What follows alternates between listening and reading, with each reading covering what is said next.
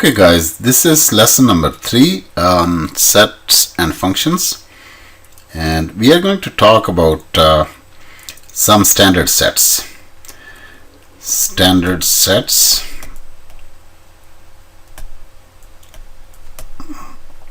Okay, if you look on the line and let's suppose that middle of this line is marked as 0, and at a unit distance we have 1, at another distance we have 2, 3, 4, and so on in this direction.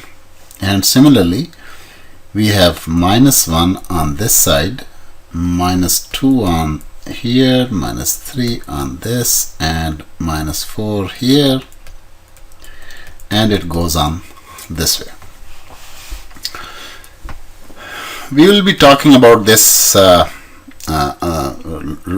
straight line on which we will have all the numbers, and if we start with the set of counting numbers, the counting number, how do you start counting? You don't say 0, 1, 2, 3. We always start counting from 1, 2, 3, 4. And this set is, it's the standard throughout the world that this set of counting numbers will always be denoted by n, and the numbers included in this are the integer 1, 2, 3, 4. Because this continues onward, so we can't continue writing. We just few dots, that those dots are going to indicate that this set will continue. So this is a set of natural numbers, or it's counting numbers, but this is, what is it called, natural numbers. However, if we include 0, then this is set of whole numbers. So whole numbers will include 0, and then ordinary counting numbers 1, 2, 3, 4, 5, and so on. So you see that with addition of 0, the set of natural numbers has now become set of whole numbers. And if we say a set of integers will be denoted by z, and this will include all the negative integers, positive integers, and 0. Because it's not limited on the negative side, so we're going to put few dots here and then say -4, then -3, -2, -1, 0, 1, 2, 3, 4, and so on. So you see that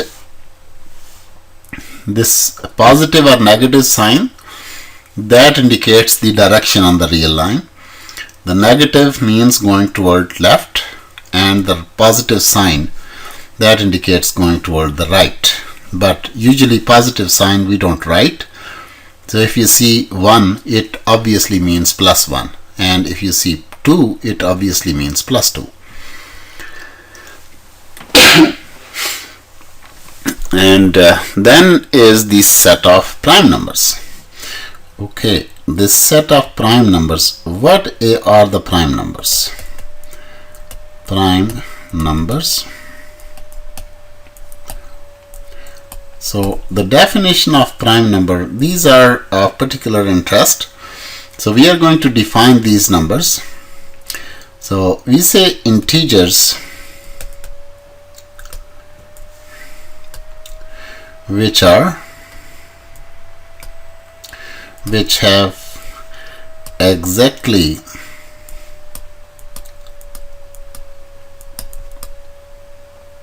two distinct divisors.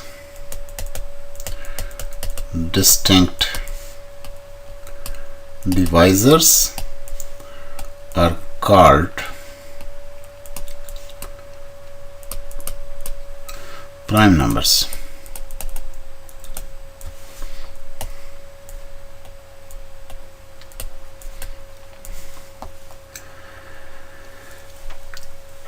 And such numbers are universally denoted by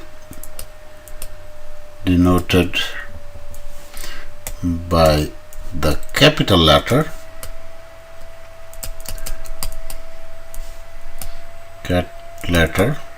P. Okay, so P is equal to 2, 3,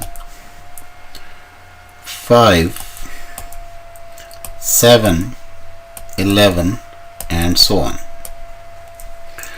So someone here might be thinking, oh, I missed 1. No, I didn't miss 1 because 1 is not a prime number. Why is not 1 prime number? Is because of the definition. If you will understand the definition, you will find all the answers to your question in the definition.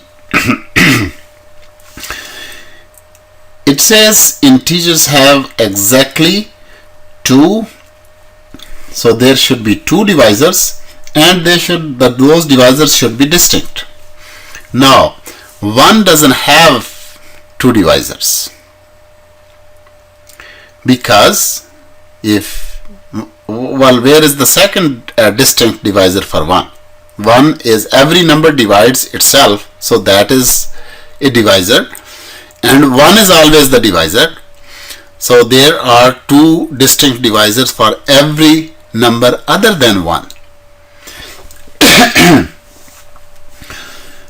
But 1 doesn't have 2 distinct divisors, that's why 1 is not a prime number. So if you ask question, well, is 9 a prime number? No, 9 is not a prime number. Why 9 is not a prime number? Because it has divisor 1, it has divisor 3, and then it has divisor 9. So a prime number can never have more than 2 divisors, and both of those divisors must be distinct. So we will talk about some other properties and some other things about prime numbers, but at some later stage. That is beyond the scope of this lesson.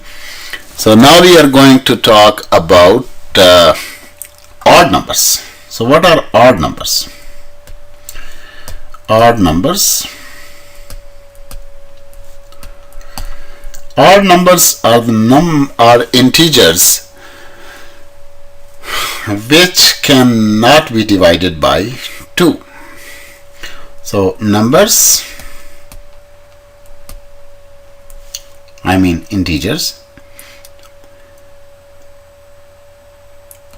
which cannot be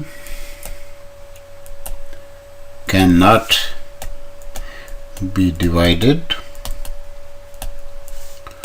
by 2 are called odd numbers.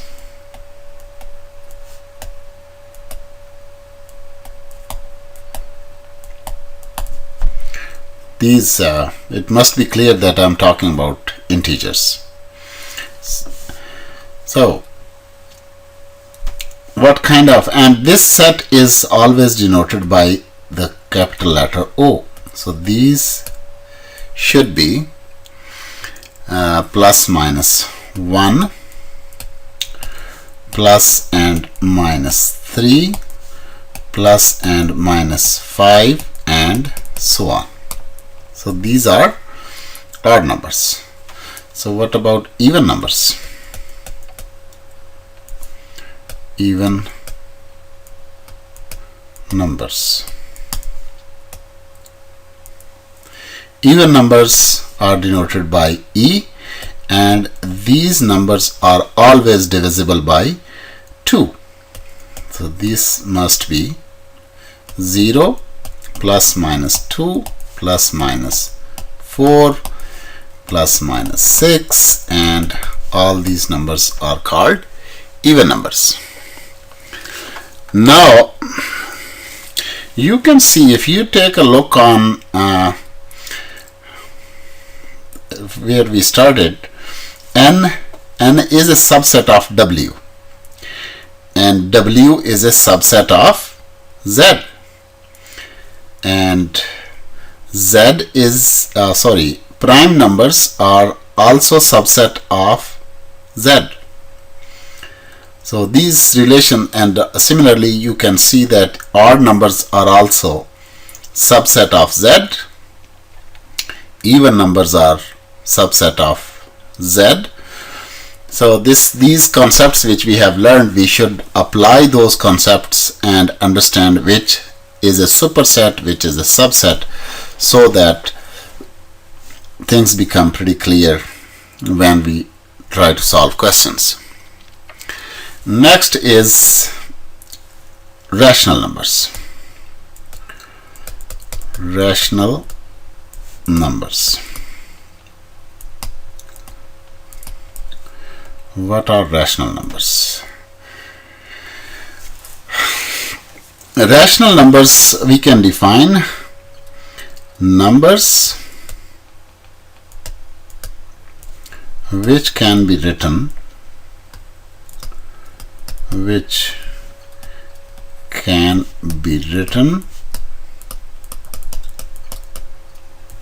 in the form P over Q, where P and Q belong to Z, or I, sometimes it's denoted by I. And also there is one more condition, that Q should not be equal to 0.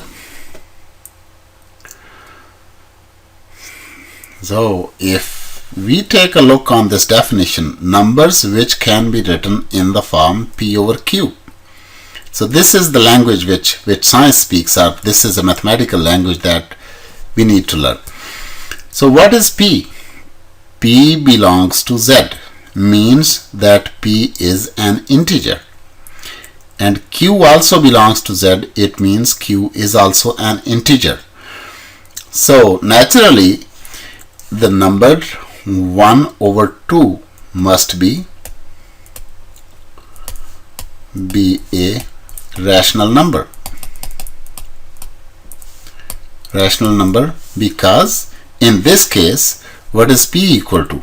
In this case, P is equal to 1, and what is Q equal to? Q is equal to 2.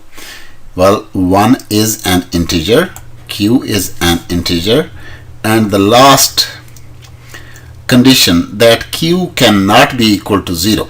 It means the 0 cannot be in the denominator.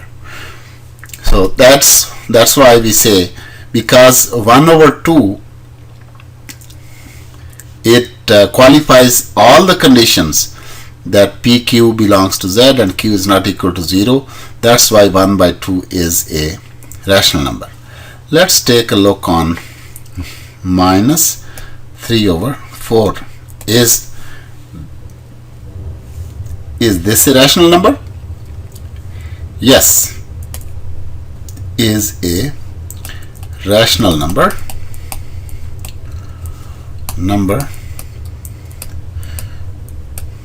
Why? What is P in this case? P is equal to minus 3 and Q is equal to 4. Fulfills both the conditions, that P is an integer, Q is an integer, and Q is not equal to 0. So logically what it means is all the fractions are rational numbers. But what about those numbers which are written in the form, let's say you have 1. Is 1 a rational number? Is 1 a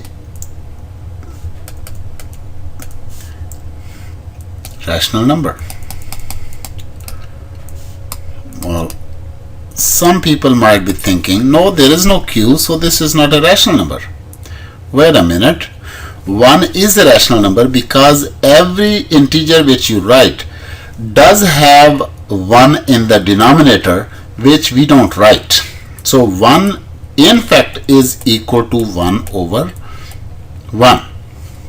So here p is equal to 1, q is equal to 1. Obviously q is not equal to 0.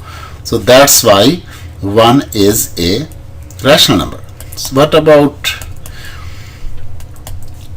2? Well, 2 in fact is written as 2 over 1. So this is equal to p, and this is p, this is q, this is p, and so this is a rational number. This is a rational number too. So it means all the integers are rational numbers. What about the number 0? In fact, 0 is written as 0 over 1. So this 0 is equal to p, q is in this case is equal to 1. What was the condition? That p and q must be both integer. Yes, 0 is an integer, 1 is an integer. What was the second condition? That q should not be equal to, q cannot be equal to 0. Obviously q is not equal to 0, so 0 is a rational number as well.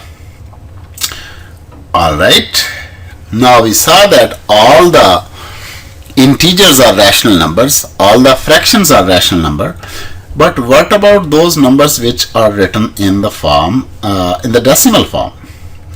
What about 0.1? Isn't 0.1 equal to 1 over 10? In this case, what is p? P is equal to 1. What is q? Q is equal to 10.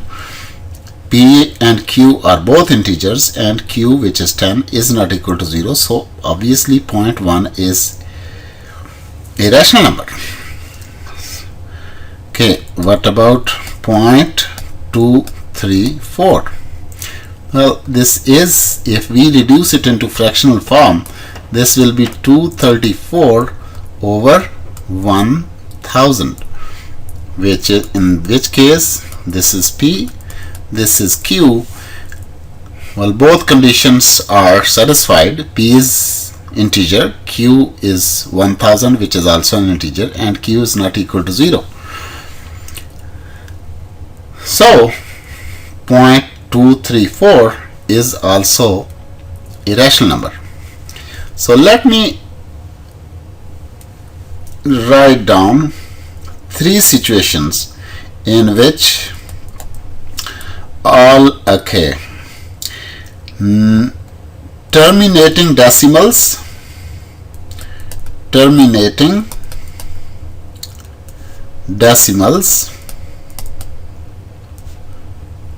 are rational numbers.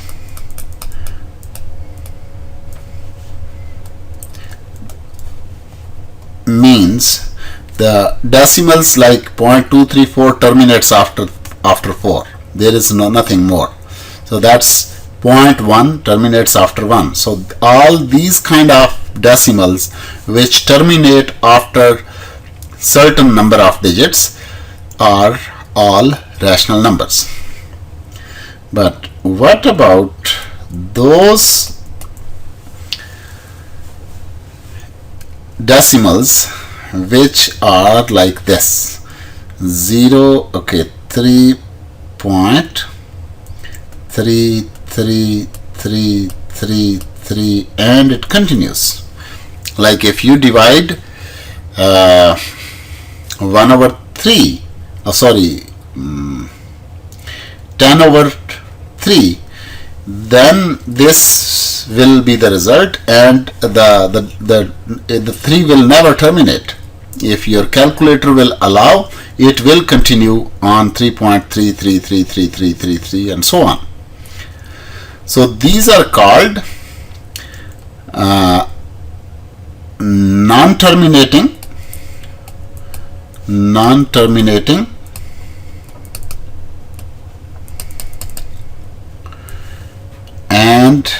repeating. Remember that those decimals which are non-terminating but and are repeating, they are also rational numbers, because you know that 10 over 3 is in fact equal to 3.3333 and so on. But if you take a look, this is P, this 3 is Q. Well, 10 is an integer, and Q, which is 3, that is also integer. Q is not equal to 0. That's why 3.333 in decimal form is a rational number. But sometime you will notice that some numbers might repeat in form of groups. For example, example is well, if you write 2.3459 and then 3.4593459, you can see that this group of digits is repeating itself in the so it doesn't terminate, but this group of digits is repeating. So my question is this non-terminating and repeating decimal, is it a rational number? Yes, it is a rational number. So here we have terminating decimals are rational numbers, and non-terminating but repeating decimals are rational numbers. And the last one, the numbers which are non-repeating and non-terminating, they are not rational numbers. So we conclude our discussion about rational numbers. This set is denoted by capital Q, and we saw that all the integers 0, plus, minus 1, plus, minus 2, plus, minus 3 and so on, they are all rational numbers. And also we discussed that all the fractions 1 over 2 plus minus 2 over 5 and other fractions like 5 over 9 and so on, all the fractions are also rational numbers. And then at the end we saw that the decimals, like well, those decimals are definitely equivalent to one of the fractions. So this kind of, if we just close this, these are this is a set of rational numbers. So what did we say about irrational numbers? And now we define irrational numbers. So numbers which cannot be written,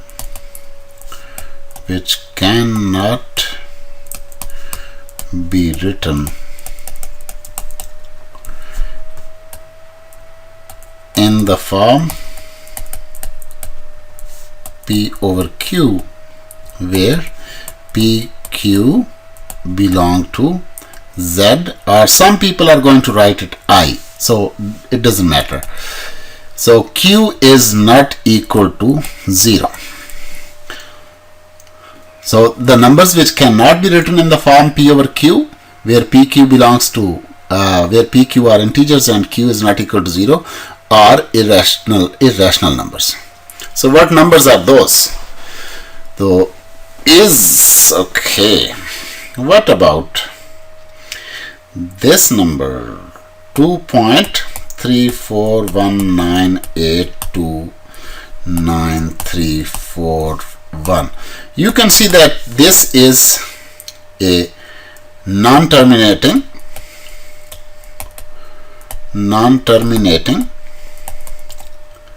and it is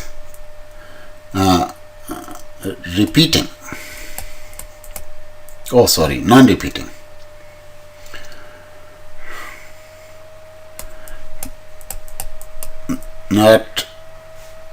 repeating. So numbers which are non-terminating and non-repeating, those are irrational numbers, and this is also this is denoted by Q dash. Well, the clearly one class of numbers which cannot be written in this form are, if you take square root of prime numbers, these are not going to be rational numbers, and so we say these are irrational numbers. Now if you take a look, if you make a circle, if this is n, well, n is obviously contained in W. W is contained in Z, right? Z is contained in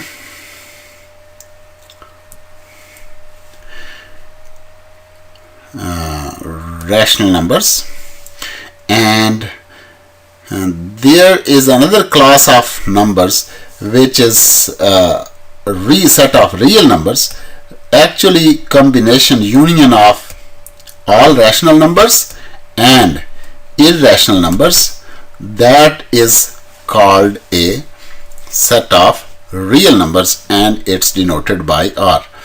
So set of real numbers is denoted by R is equal to Q union Q dash. So this is a set of real numbers, and by now you are familiar with the basic definitions of natural numbers, whole numbers, integers, prime numbers, even numbers, odd numbers, rational numbers, irrational numbers, and real numbers.